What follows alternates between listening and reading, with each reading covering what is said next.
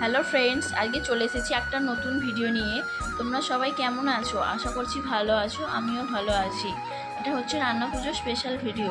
প্রথমে সব সবজিগুলোকে ভালো করে ধুয়ে নিয়েছি, তারপর নারকেলগুলোকে ছোট করে কুচি করে তার মধ্যে লবণ, হলুদ, লঙ্কা গুঁড়ো মাখিয়ে নিয়েছি।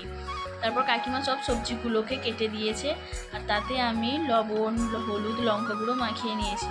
এদিকে সব সবজিগুলো কাটা হয়ে গেছে। তারপর সন্ধে হতেই মা উনানে ভাত আর ডালটা করে নিয়েছে। গ্যাসে আমি আর কাকিমা মিলে সব সবজিগুলোকে এক এক করে ভেজে নিয়েছি।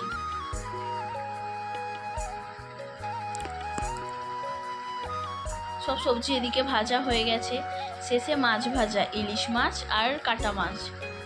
তো কাদের কাদের রান্না পুজো আছে কমেন্টে একটু জানিও। ভিডিওটা ভালো লাগলে লাইক কমেন্ট করে দিও।